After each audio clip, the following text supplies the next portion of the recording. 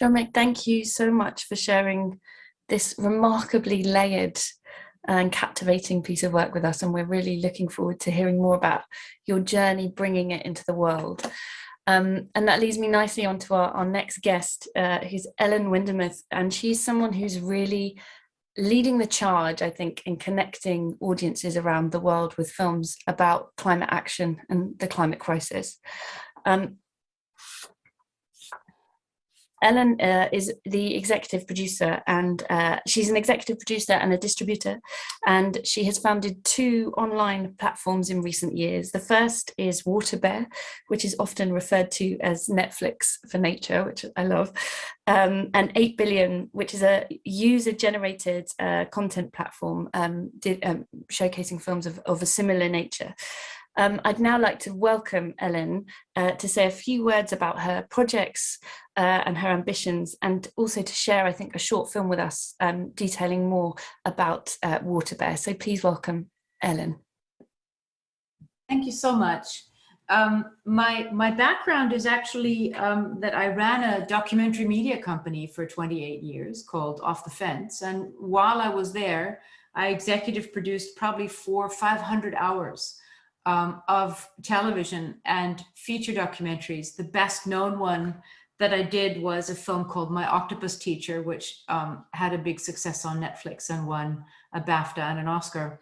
While I was working on that film, the main character in the film actually brought me these beautiful, pristine films about small creatures on the ocean floor, and said, I really need to do more campaigning about ocean conservation, kelp forest conservation. We've got a lot of problems with coast mining and deep ocean mining coming up. Where can I put this? And my answer was nowhere. A place for short films doesn't exist. A place for climate films doesn't exist. A place for films about community doesn't exist. Then I kind of thought, well, I could just quit producing films and I could create a platform for all of us. I thought that was a very wise decision at the time, and I still think it is. So I've stopped producing feature documentaries. I just finished one last one on circular economy.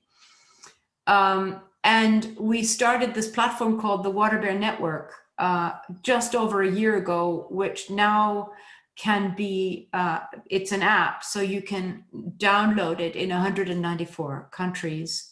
And this app, is a storytelling app about the 17 Sustainable Development Goals.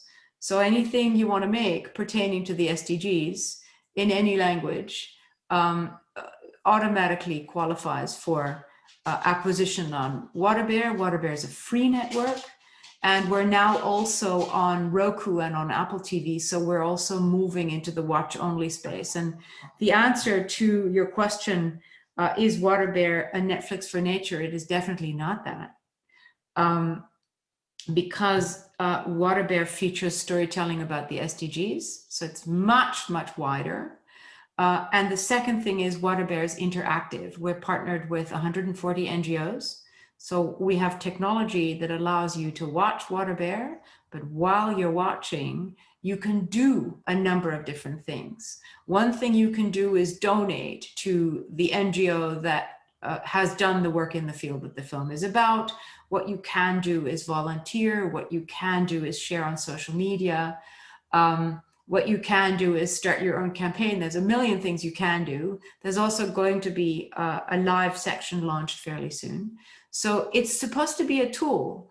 A Netflix for nature would mean you just screen it, but actually the purpose of the app is that you watch and act at the same time without having that gap in between of, oh, I have to sign out, I've got to sign on to another website, I've got to enter my credit card details if I want to donate. You have to do none of those things. You can just automatically engage with what you are watching. So that's WaterBear, and the user-generated side of what we do at WaterBear is we have a foundation called the Resilient Foundation, You might not know this because you may not all be natural history buffs, but the water bear is the most resilient animal on Earth. So therefore we have a foundation sitting next to it, which is the Resilient Foundation. It's a media foundation that raises money to create content about the SDGs. Some of that content goes on WaterBear, but we also have a user-generated piece of that, and that is a platform called 8 Billion, which we're just building at the moment, where we would like to empower people all over the world to make their own films. And we'd like to see in these films how people all over the world have found ingenious ways of taking care of their community or taking care of nature around them. And mostly it is both. So all I have to show is a very short little clip. Nothing like the two wonderful films we just saw, but just a short little clip about what WaterBear is. Our world is extraordinary. A place of beauty, drama, the unexpected. I don't want to see us lose. But it's also a place of hope and resilience. And these are the stories we want to start sharing. This moment is a mountain to move. Welcome to WaterBear. Watch award-winning films, connect with organizations making a difference, and take action on the issues that matter to you, all for free, for everyone, for the future.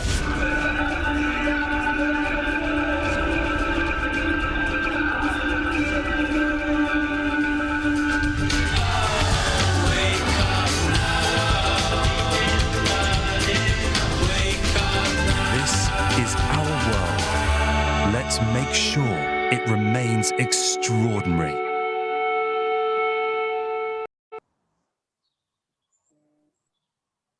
Ellen, thank you so much for that introduction and for sharing the information about WaterBear. And it's incredible to see a platform with action built into its very philosophy. So that's really exciting, and looking forward to really going into discussing that with you. My final panelist for this afternoon is the wonderful Lisa Russell, who is doing amazing work connecting artists to policymakers and organizations harnessing power and gatekeeping change.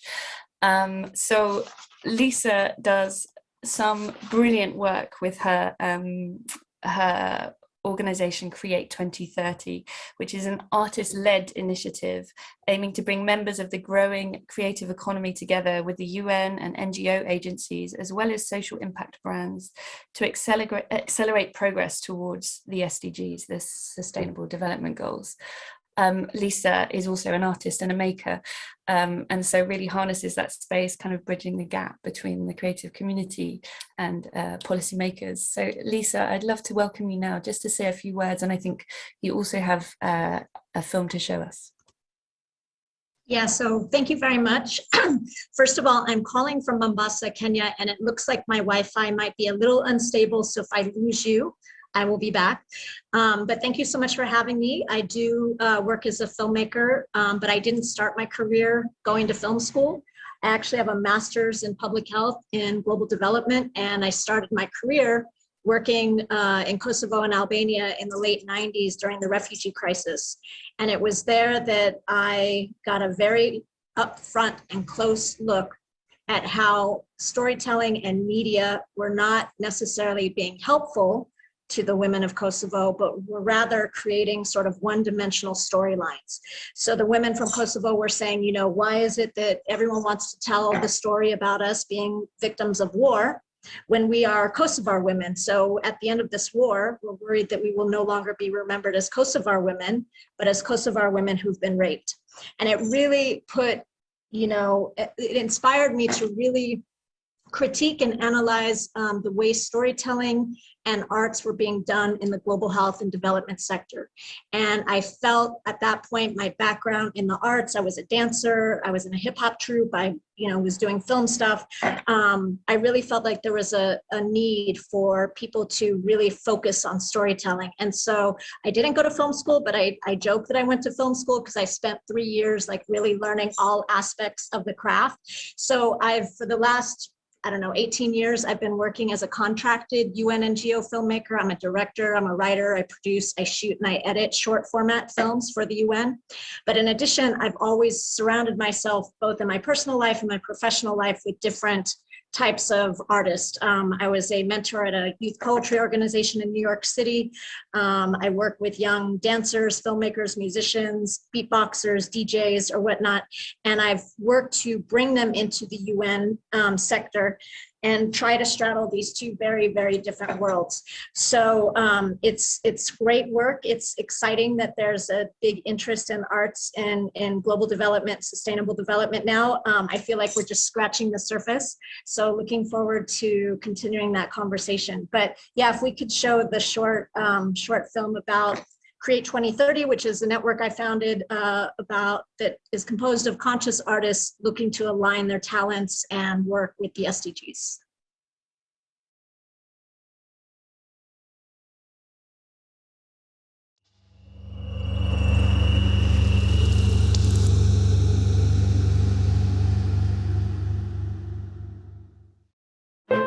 It is said that the role of the artist is to make revolution irresistible. With the stroke of a brush, a new landscape is seen. A sculpture can reimagine our environment. A photograph can be a tool for justice. Songs can help communities build resilience. And films can challenge harmful narratives to build empathy. It's true that artists can move hearts and minds, but we can do so much more. We are one of the world's fastest growing economies. We are incredible creative thinkers and problem solvers. We build new paradigms for cities and drive tourism as cultural workers. We are important communicators during crises and help connect the disconnected. Our livelihoods are independent of a formal work culture. We can be of any age, any ethnicity, and work anywhere in the world. We are not charity, but a growing, thriving economy. Our sector generates more than 29.5 million jobs and $2,250 billion in US revenue. Our world is in need of a creative revolution, and yet our livelihoods are at stake. You can help change this trajectory. Create artist-friendly policies. Support the health and well-being of working-class creatives. Give artists a seat at the decision-making tables. Solicit our creative thinking and problem-solving skills, and engage us in creating a sustainable world by 2030. My name is Lisa Russell, and I'm a filmmaker and a curator. As founder of Create 2030, I advocate for responsible engagement of professional artists in the sustainability sector. Let us create a better world together.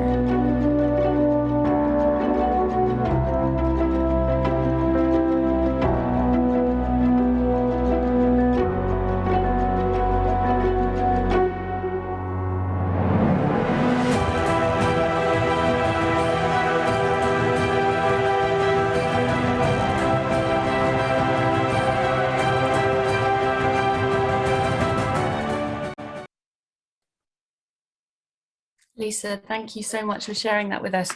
Amazing to see a kind of very powerful representation of the community of artists, the impact they have on our economy, on our cultures, and also the agility of artists to move and spread stories around the world. So thank you so much for sharing that with us. I'd now like to welcome Ellen, Lisa, Soumik, and Joanna to the conversation, so that we can have a discussion about the medium of film and the impact that it can potentially have on changing narratives and making action in the world. Welcome, everyone. Thank you all so much for sharing your work and your projects with us. I think I would like to start the conversation really focusing in on the medium of film. A kind of visual storytelling that has a way of cutting through and connecting people emotionally, perhaps to realities that aren't theirs yet, realities that might seem distant, in a way that perhaps the kind of cold, hard facts of policies and reports just can't do. So I think this is a question for all of you, but I'd like to really start actually here with Joanna and Soumik. about why you've chosen the medium of film to tell the stories that you've told in the films that you've so generously shared with us this afternoon. Soumik, let's start with you, because you're working with lots of different mediums, but the final kind of manifestation is a film. Tell us why you chose film. It's a really good question. Well, film, I guess, is just a really powerful medium. I'm not a filmmaker. I would never call myself a filmmaker. I'm not a director. I'm not a script writer, but in fact, I have done all those things.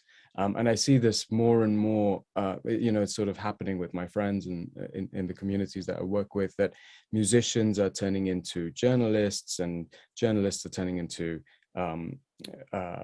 visual artists and writers. And there's this sort of like shift happening where it's not enough to just be pigeonholed into one one medium. The fact that we have the tools to offer our voices in so many different ways. There are so many different channels, especially with social media now, animation, music, filmmaking, writing, vlogging, blogging. It's all become one and the same. And at the end of it, it's just sight and sound, isn't it? That's it. That's what, and film just sandwiches that really well in a way that can be so impactful. So I guess that's why a lot of us are leaning towards that as as more and more as a tool to use. But many of us have, our training and our hearts and sort of our roots in other medium. And I think that's what makes the diaspora of filmmaker voices today really interesting. Thank you, Soumik. Joanna, your film acts as a beautiful kind of visual testament to a moment, and the kind of human impact of the climate crisis. Why for you is film the medium to tell that story and to share with the world? So it's been really interesting for me to hear everybody speak, because it reminds me of actually my past life. I actually studied economics and development studies, and I worked with UNICEF. I worked with the UN in Thailand and UNICEF in Beijing. And when I first started out of my master's, I actually went into finance for a while, but somehow, and I enjoyed it. I worked with very interesting people, but somehow my heart was always in the arts. It was always, since I was young, I was always into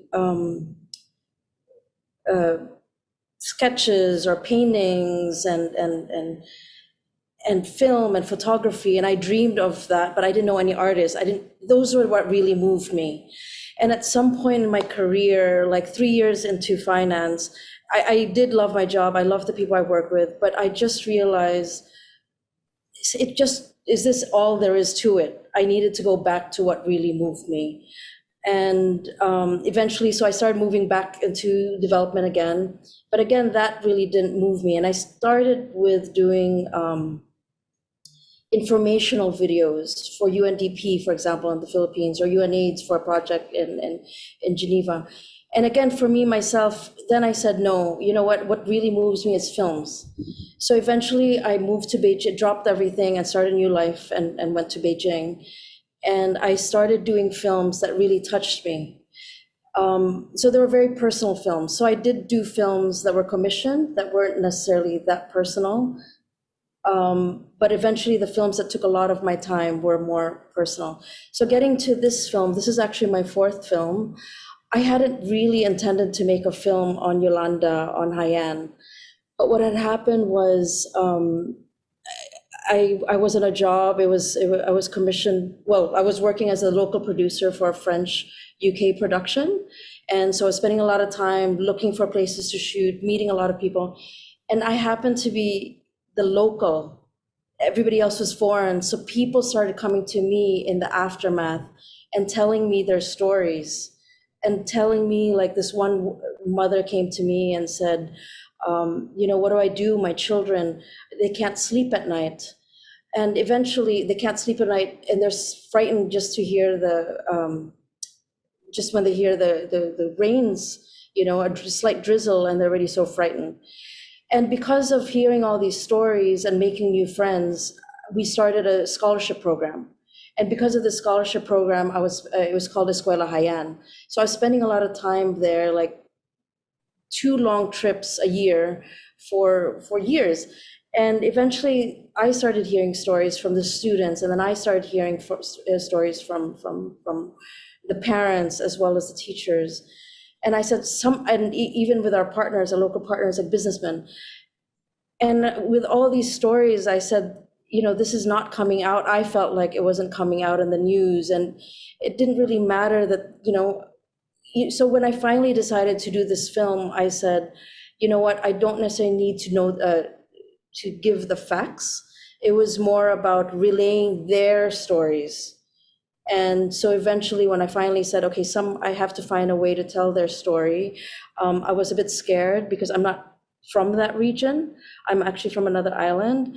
So I said, okay, maybe I need to use their voices. I was very cognizant or very reflective of, maybe using their voices through interviews with them, direct interviews, or maybe using their poems, for example. But then when I consulted with one of my writer friends, and he asked me right there, why do you want to tell this story? And I gave him my whole spiel, like, I was actually supposed to do another film, about these hitmen. It was supposed to be my first fiction film, and we were supposed to present it in France. We were pitching, and I see this news the day before the pitch, and I saw our president say these figures. It just moved me, and I said, this is just crazy. And so I recounted the whole years I told him, and then that's when he gave me the courage by saying, you have to tell the story from your voice. And so it's actually my first film, although yes, I'd considered it, but I wasn't strong enough, I suppose, or confident enough. And this is the first film where I used the essay type of way of telling it to try to connect all the different stories I had heard.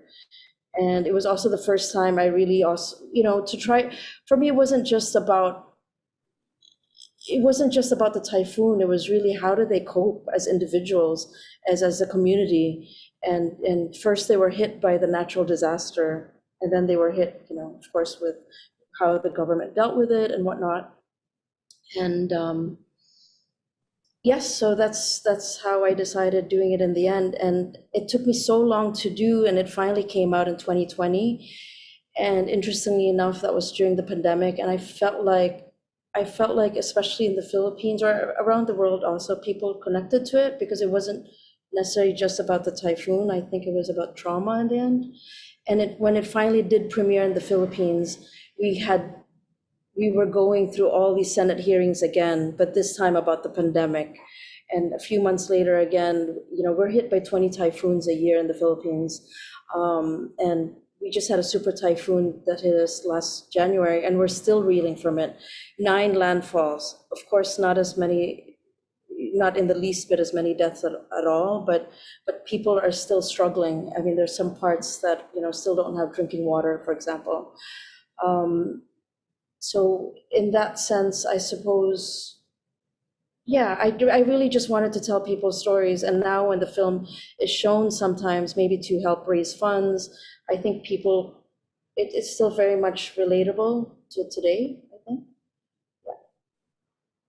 Thank you, Joanna. And yeah, I think, what you're saying about needing to tell the kind of the human side of that moment that happened, and the kind of immediacy of that story kind of coming to you, but then now the film continues to have relevance long after the kind of the aftermath of the actual kind of moment of crisis that happened. I think it would be lovely now to bring Lisa and Ellen into the conversation, because your work and your campaigning kind of directly kind of moves from having the finished films to then connecting them with audiences, and you're both dealing with different types of audience. But perhaps in response to Joanna and Soumik's films, it would be great to hear a little bit from your perspectives why you think film is such a powerful medium in communicating stories about the climate crisis, but also, you know, Ellen, coming back to your insistence on action as well. Lisa, let's start with you.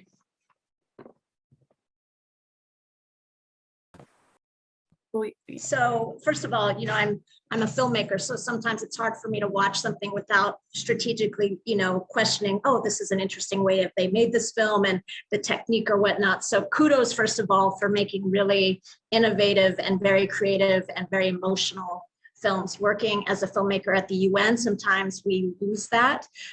So both of your films, so I think were just really moving and really beautiful. So thank you for your work. I think for me, you know, I consume a lot of content around these issues, and there's incredible content around the world being produced around these issues. I think that, and hear me out, because I'm going to kind of take a little bit of a side curve and come back, but I feel like we are not lacking content creators who are passionate about the climate. They're everywhere. They're here in Mombasa, they're in New York, they're in Europe, they're everywhere. And I feel that we need to create an environment that is sustainable to help support these creators to make this content, because this content is incredibly important. And I make the comparison to the fact that I can hear a Taylor Swift song and know every single word to the song. Even though I am not a Taylor Swift fan, I don't buy her music, I don't go looking at her music video. Why do I know every single word of a Taylor Swift song? It's because I am bombarded with her music and this, you know, her genre everywhere I go, in elevators, in taxis, in wherever, airports. And I feel that we have to think about being Taylor Swift for the planet. Right? We need content, and we need it to get out there, and we need distributors to be pushing it. We need places where they can show it, but we also need to ensure that these content creators are compensated. Because for me, for example, working at the UN, I can't tell you how many times I've been asked to curate for free, or do this for free, or let's get this film, and then we have the rights for a year to show it wherever and however we want. We have to bring industry standards, I think, as well into this space, so that the livelihoods of content creators can be supported. And so that's sort of where I am. Either we find the funding to support filmmakers to make this content, and again, we get it out, or we find ways on the back end to ensure that they're compensated so that people will continue to be motivated to create this content. Me, as a filmmaker working for the UN, I am a vendor for the UN, which means I get paid to make films for the UN.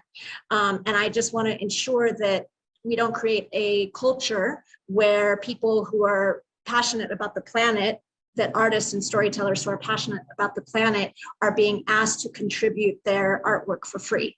So this is sort of the platform that I'm on, more about meaningful and responsible engagement of artists in the SDGs. And I think that, you know, we need more artists who know how to talk artist and policy, because we're expecting a very heavily policy and program oriented world to understand the industry standards of artists, and they don't yet. And so having that mix of really being able to straddle both worlds, I think, is really important for this movement, if you want to call it, to continue.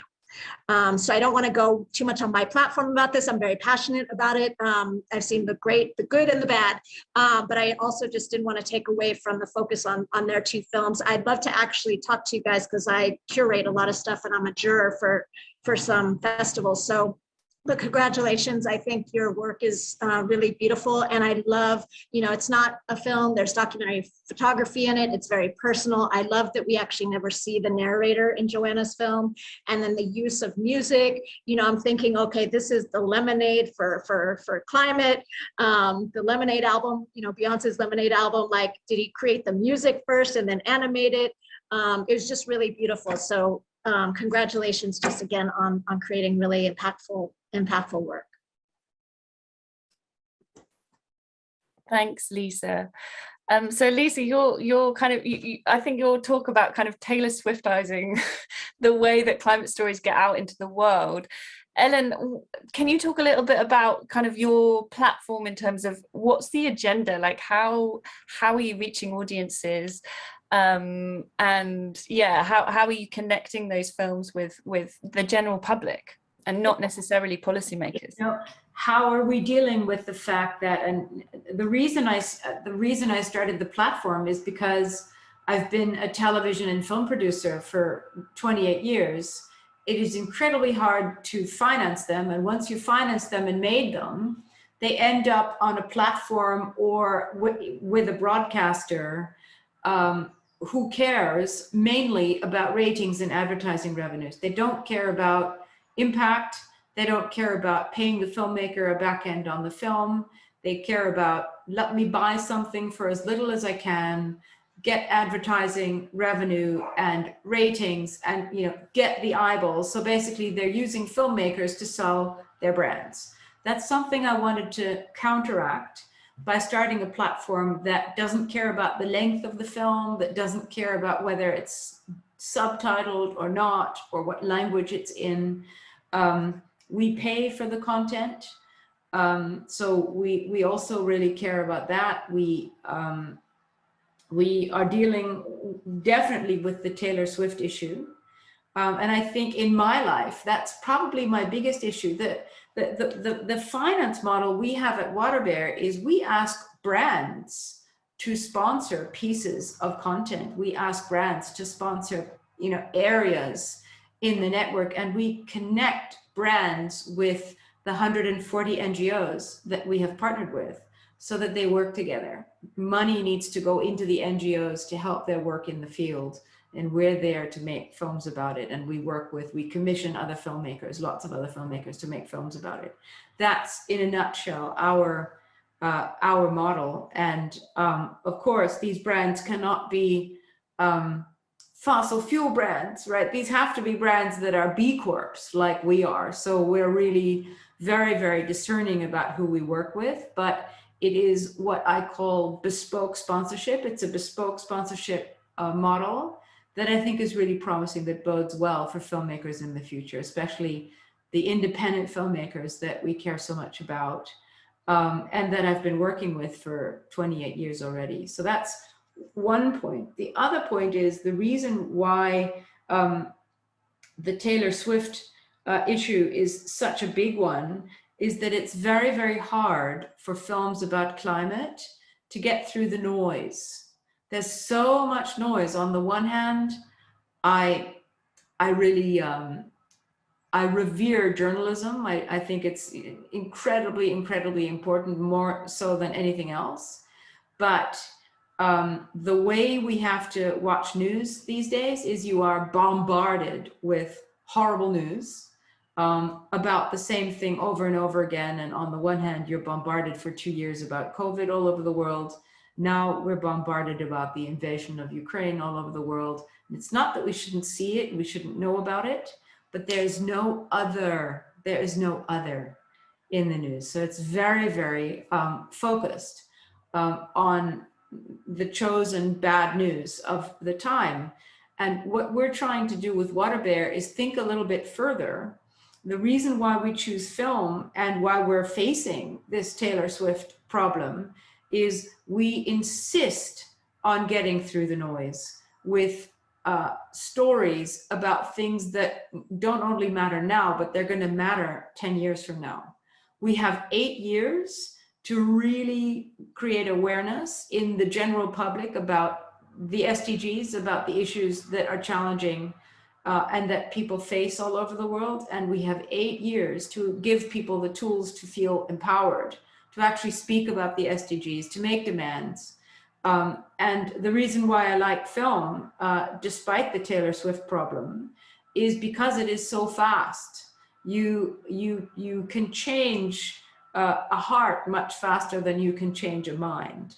You cannot convert people by using pie charts and numbers. You can really get them on your side. You can open their empathy if you show them a moving film like these two beautiful films we just saw this afternoon. Thank you, Ellen. And I think just a quick reminder to the audience, if you want to put questions in the chat, we will try our best to get to some at the end of the session, so please do that. Just coming back to your point, Ellen, about the sort of SDGs and kind of accelerating ourselves towards those sustainable development goals. This strikes me as something that perhaps not all artists are necessarily thinking about when they want to make the films and tell the stories that they want to make. Joanna, let's go to you, because I feel like the work that you shared with us was really like, I need to tell this story, rather than I need to meet these sustainable development goals by telling this story. Is that something as an artist that you feel responsibility for, or do you think there's pressure on artists at the moment to do that? Or do you feel that really what should be happening is that artists should tell the stories they want to tell, and then it's the job of others to carry on that narrative towards the SDGs and connecting with major organizations? I think it depends on the artist and how they normally function. But for me personally, I mean, people sometimes, because of the film that I just made, some people may think that I'm an activist. And also because of my background of my interest in politics, for example, I tend to always have a type of political background or put it in a setup of all my films. But that's never really my intention. It's always first and foremost the human story, as you put it. And for example, for this film, it so happened, I mean, yes, it is about the climate crisis, but absolutely, I think my job is a filmmaker, and that is my strength. There are times when I know, and I wish there were ways to get my film, shown even more so, let's say at universities or more environmental events and whatnot. And somebody asked me recently, I was interviewed by a magazine in DC, and they asked me if they felt like my film has made an impact. And I kind of smiled a bit wryly, and I said, to be honest, I'm really not sure. I mean, the film has traveled to so many festivals, it's won awards, but I'm not sure. But what I know I'm very sure of is if I could work with somebody, let's say a distributor or another producer or impact producer, for example, that would help me get that out there, along with some kind of agenda to further talk about what are the impacts, I think it could really reach more people and probably, have a bigger impact. But I don't think it's my forte to be working on that. For me personally, I want to move on to my next film already.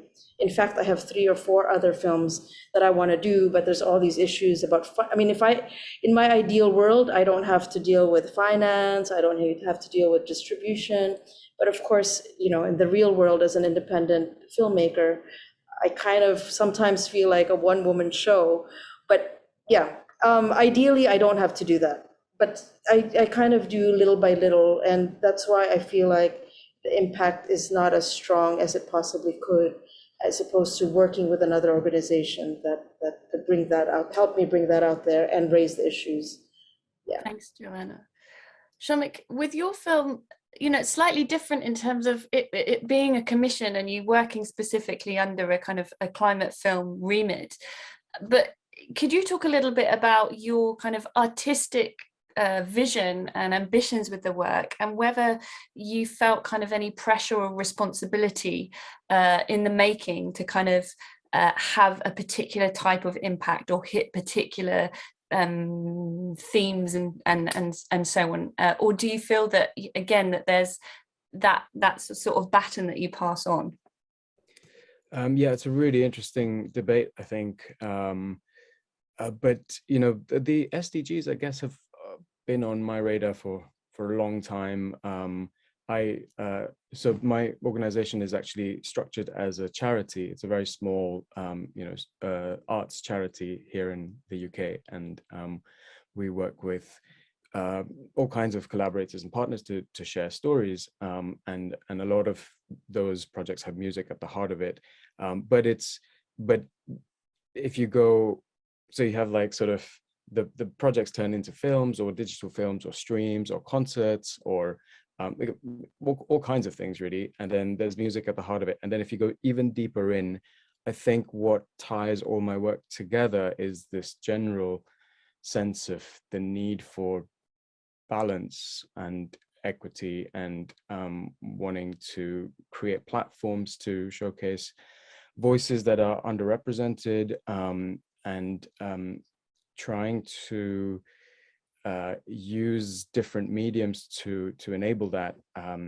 And I guess if you had to find the common denominator between the 17 SDGs, then it's, that's probably what they're trying to do. Like they're trying to create balance, whether it's, under the ocean or on land or, poverty or whatever it is. It's the sense of like, we're in this together. There has to be a sense of, well, empathy shouldn't have to be a demand, but it is, and I guess that's what drives me, and the various other projects that I'm doing right now are they weren't built like that, but they do have a lot of someone could sit and check box against the SDGs and say, oh, there are all these correlations happening, but they're happening for, I think, deeper reasons. With Songs of the Earth, the one thing that I was really keen on trying was the how of it. I knew it would have to be an animation film. I knew I was going to write these songs about the Earth, and but how are we going to do that? I don't want to just sit at my desk and just write them. So we partnered with Earth Day Network, which is a wonderful organization. They've been going for many, many, many years. And I asked them to help me put me in touch with consultants who could tell me more about sort of the various sort of the seminal issues around climate. So I met, I would say, kind of leaders in the fields of ocean pollution or climate and fashion or deforestation, and actually what happened was that it occurred to me that this lead character, this young girl whose name's Asha. Asha means hope, by the way, in Bengali and in Hindi. So I thought her name should be Hope. So Asha, her journey through the earth as she's searching for her father should be this tour of issues that we should all be paying attention to, and so her journey takes her underwater, where she encounters the aquatic life and sees ocean pollution. Her journey takes her to sweatshops where the discarded bits of the fashion industry turn into this sort of like consumerist monster and chase her down the hallways. Her journey takes her into the rainforests and the jungles where she encounters beautiful beasts and endangered species, and each of those turned into they became the bedrocks of what the songs were about, really. And so it was quite satisfying to be able to build a project that way up, rather than a lot of the time it happens the other way around. In sort of art projects, it happens with creativity leading, and not really sort of artists and animators having Zoom chats while we were all in lockdown, talking to consultants and wider sector professionals, trying to educate ourselves as well before we try and carry any sort of message into the work. Thank you, Soumik. That's fascinating. And just to kind of take the baton analogy on, let's go to Lisa now. Because the SDGs really, really inform your work, and I'd love to talk to you. I'd love to get in a bit more into how you kind of work with artists to kind of leverage narratives and stories in a way that can cut through to policymakers. how do you even begin approaching that, and how do you work kind of bridging those two worlds with a language that kind of works for both?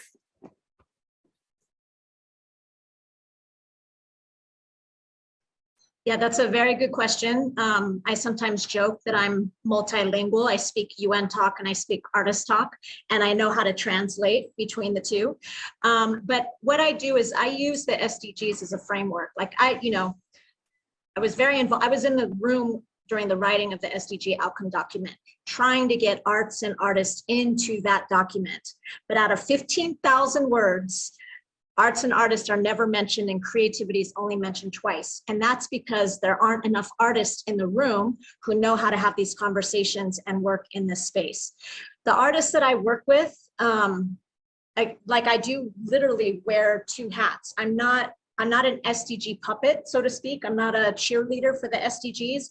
I use it as a framework because I know that these are issues that a lot of us care about anyway. Like I work with a lot of hip hop artists, and I say the SDGs are hip hop. I know hip hop artists who have covered every single one of the SDGs in some way through their work, but their art isn't academic. It's not policy. Their art captures the essence of what these SDGs are and translates it through emotion to a wider audience.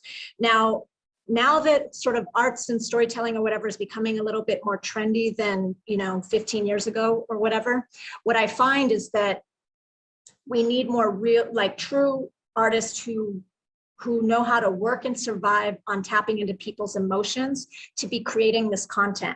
Because what's happening is a lot of times people are commissioning artists where their work is becoming academic because they don't know how to work with artists to get that emotional feel. Like I have, I won an Emmy. I've done well in screenwriting. I have an Academy Nicole script that I've done, but that has nothing to do with the SDGs. It's almost like, I was straddling these two worlds. It's like the documentary film world wasn't taking me seriously when they knew about my UN work, and the UN work wanted advocacy related work. So it was like this weird in between. But now that I'm more matured in my work and I work with these incredible artists, I'm constantly like, no, don't include these words. Don't make a poem that sounds like your 500-page report. Use the poem, create the poem to grab people's emotion, pull them in, and then give them the resources to learn more if they want to. I'm doing this really great arts residency on road safety for this high-level meeting at the UN. And like you were saying earlier, the filmmaker who said, we were having Zoom meetings with experts, we're actually doing a deep dive into the issue of road safety with experts so that artists can kind of consume all the technical academic information, but then we're having our own sort of workshop where we're going to then take that information and create a common narrative with 6 different artists using the skill sets that we have. It's a very interesting, important, but weird space to be in, where you sit, like the artists I work with do not go to conferences and sit and listen to people speak all day. They're in studios or they're at festivals or they're, out.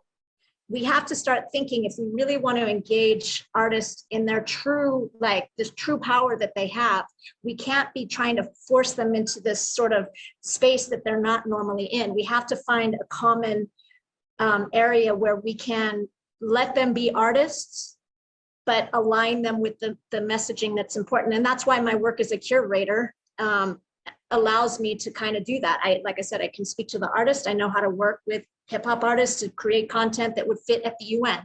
And that's where I think I would like to see more people find spaces to be able to do that. I would love to train artists on how to work better in policy, and I would love to train the UN how to work better with artists. Like I said, we're just kind of scratching the surface. But it's an exciting time, I'll say that. It is exciting, and it sounds like a new science, and one that definitely needs development. And you use the words curation there, Lisa, and I think this brings me into a question for Ellen as well. Ellen, talk to us a little bit, because you're connecting films that perhaps are relevant to these policies and policymakers, but you're connecting them to the general public. So I want to know more about how you work to kind of contextualize the films that you show, how you program and curate them, and make them accessible to audiences so that they might understand more around the context of what these policies are and how the films are in conversation with those policies or potential policies?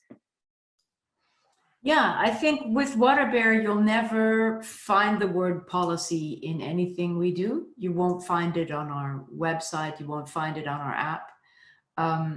And we're very similar to you. We look for really good stories.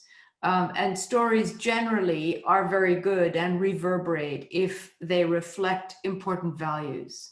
And luckily, the SDGs happen to be 17 values that actually all UN nations agreed upon, which is probably the only set of values that all UN nations have ever agreed upon. Or anything else that probably all humans in the UN nations have communally agreed upon. So it's a great place to sit and curate stories with people that we think will inspire others. We are always looking for stories with characters or stories that are told in a way that makes someone in a completely different environment, in a completely different country think, wow, look at what this person, in the Philippines, look at how she sort of told the story about this terrible typhoon. Look at the resilience of the people, or look at the reaction, look at how they dealt with it and how they cope. And very, very often you find that someone in Syria might have seen something that was filmed in Canada, and they can suddenly relate to that, and they go, wow, I can really relate to that character in that story, or I can really relate to how people reacted to this thing that happened. And all of a sudden you're communicating,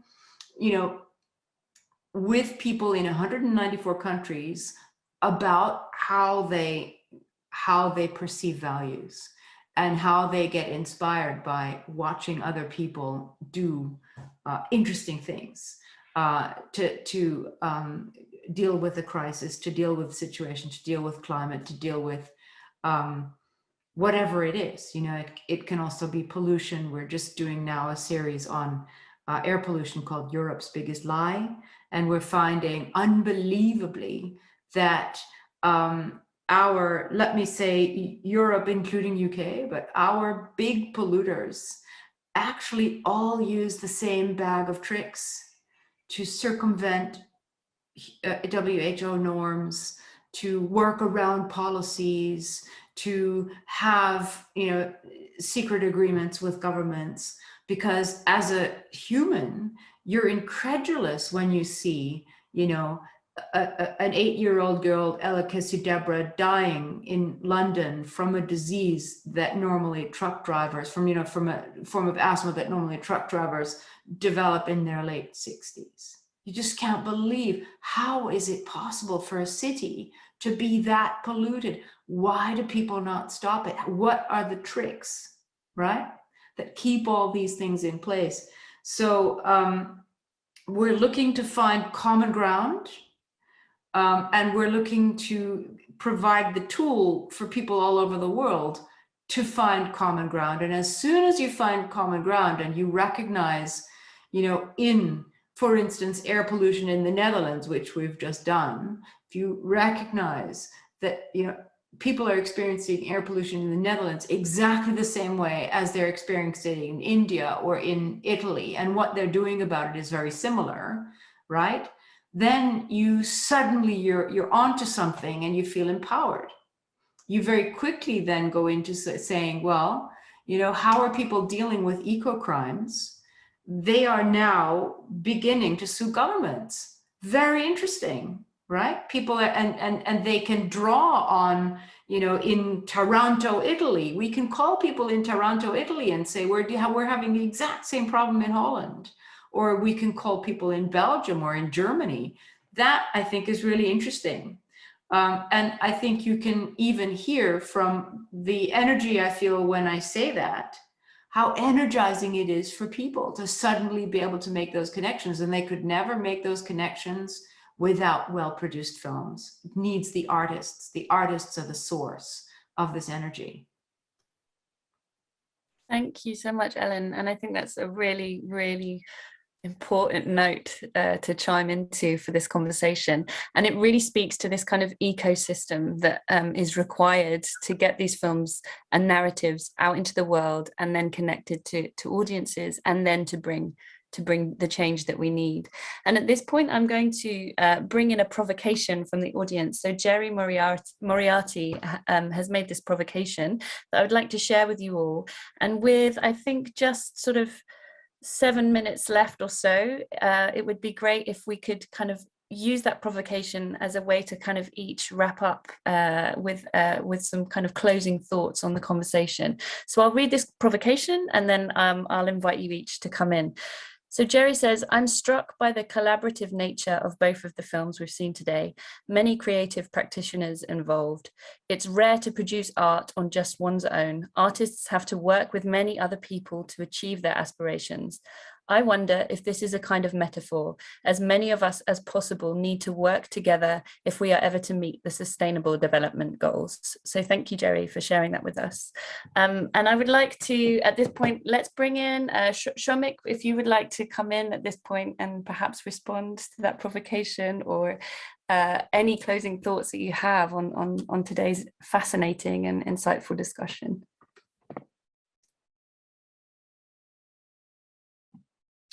It was absolutely a very interesting and insightful and educational discussion. I learned so many things from all of you today. Thank you for sharing, and thank you for inviting me into the space and the film as well. Collaboration has always been at the heart of everything I've ever done from the very beginning. It was a value that I think I grew up with from my early years. I went to boarding school as well, and that's something that's drilled into you, teamwork and creating community and ecology. And I think the place for artists, yeah, absolutely, it has to sit in this sort of, it's lovely when on Miro, when you can do that and create those maps, and it's like there's brain maps, and I think the role of the artist is vital to this ecology of like storytelling and creating change. I think we could chat about this till the cows come home, but like asking artists to create impact is a difficult question. They can create impact, but it needs to be done together with people who have the means, who have the resources, and in the same way that you don't ask people who are policy leaders to like try and tell great stories, because they can't, or like everyone has a role to fulfill, and together we can try and shift things one step at a time. So yeah, beautiful provocation. Yeah, just that's my thought about sort of the need for a new ecology. Yeah. Thank you, Soumik. With just 5 minutes to go, I'm going to go quickly to Joanna, then Ellen, then Lisa. So Joanna. I couldn't have said it any better than Soumik, and thank you for your questions. But Lisa, Ellen, Joanna, I actually do hope we have a chance to maybe collaborate more in the future, or again in the future. We'll leave it at that. Thank you again for inviting me in the film. Thank you, Joanna. Ellen, over to you. Well, what I'd say is that we've just experienced 2 years of what it's like to feel really, really alone. And I think artists have had that to the extreme. Entrepreneurs have had that. We've had that at WaterBear. What is it like to struggle to do something creative, but be isolated from everybody else? And you realize how bad that feels. So I think this is the perfect learning experience to sort of say, at this point, we're kind of going, well, people are going to continue to get COVID, but life is now, and what we really cannot abide anymore is to work in isolation. It's so clear to me from what we've just experienced, and to all my colleagues. I think there's about 50 of us now, and we've been working alone in our houses from Zoom to create what we've done. And all these filmmakers that we've been dealing with have been sitting alone in the edit room, very often the editor alone and the director in another house. So we know how stifling that is, and we know how much more you have to struggle when you're alone. So we need to really enjoy and embrace life, resuming and learning how to live with this epidemic, but really enjoying working with people all over the world in close collaboration. Brilliant, thanks, Ellen. And Lisa, to you. Okay, I'm sorry, but I have to say this, and I might be biased, but I think our planet would be in a lot better shape if more artists were in positions of power. There's a young rapper and poet in Nairobi who's running for office. I can't think of a better thing to support, to actually see artists being in places where real decisions are taking place. And I'm going to do a little bit of a selfish plug. I'm launching an NFT collection called Arts Envoy. And the whole idea is to get a community of artists together to help create solutions in our own way to some of these big problems. Yes, through partnerships, yes, through content creation, but also giving us a space where we can utilize our creative thinking and problem solving to come up with solutions that we would think could help create a better world. I'm big on advocating for artists' representation at the UN, because right now, a lot of the arts and creativity campaigns are being driven by people who are policy and program people. And that's why we have like contests that are asking artists to work for free in the midst of a pandemic.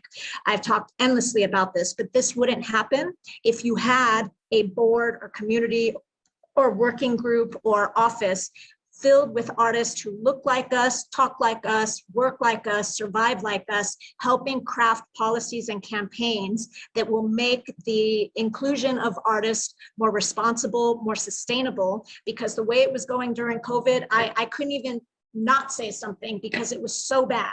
And I don't think people have bad intentions, but bad intentions don't, or good intentions don't translate to responsible work. And the only way we're going to have a responsible community for artists is if you allow artists to have a seat at the table and for us to help craft the policies that affect us.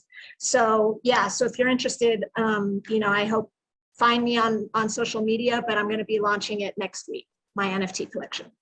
Thank you, Lisa. It sounds like a great initiative. Thank you all so much for such an inspiring conversation to end the day. It's been an absolute pleasure hearing about your projects, your films, and especially Soumik and Joanna. Thank you so much for generously sharing your work with us today. I'm now going to hand over to Celia Barron for a final look at the mirror board and to conclude today's programme. So thank you all so much.